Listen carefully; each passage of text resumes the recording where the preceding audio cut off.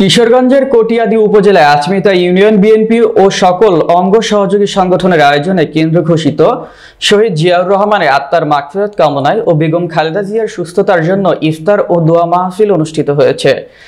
আচমিতা union বিএনপির সভাপতি আব্দুল হান্নানের সভাপতিত্বে বক্তব্য রাখেন কিশোরগঞ্জ জেলা বিএনপির সহ সভাপতি, কেন্দ্রীয় যুবদলের সাবেক সহ সভাপতি রুহুল আমিন আকিল, কটিয়াদী উপজেলা বিএনপির সভাপতি ও কটিয়াদী পৌর সাবেক মেয়র আলহাজ তোফাজ্জল হোসেন খান দিলীপ, সাধারণ সম্পাদক আরিফুর রহমান কাঞ্চন সহ আচমিতা ইউনিয়ন বিএনপি ও অঙ্গ সহযোগী সংগঠনের নেতাকর্মীরা এ সময় উপস্থিত ছিলেন। আমাদের মধ্যে আমাদের এই সারা বাংলাদেশের মানুষের আমরা ওনাকে আগামী দিনে বাংলাদেশের প্রধানমন্ত্রী হিসেবে বাংলাদেশের নেতৃত্বে জনমানুষের রায় প্রত্যাশা করে আমাদের প্রত্যেকের করে দেওয়া উচিত।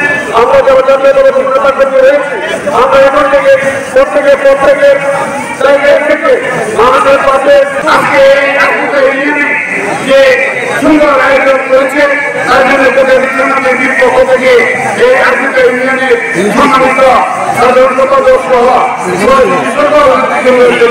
আমি ধন্যবাদ জানাই। কারণ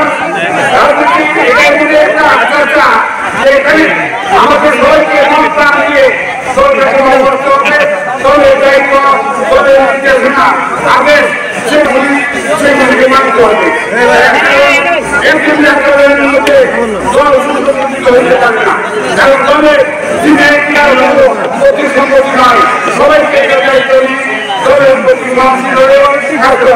আমাদেরকে যে নির্দেশনা করছেন একটি সভা বাংলাদেশ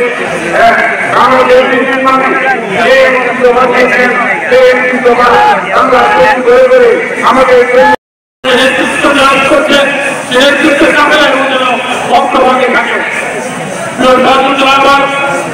আজকে গত 16 আগস্টে শেখ হাসিনা কর্তৃক আমাদের যারা সর্বোচ্চ ছাত্র জনতা ভাই বন্ধু যারা শহীদ হয়েছেন তাদের জন্য দোয়া করবো, যারা আহত হয়েছে তাদের আমরা দোয়া করবো।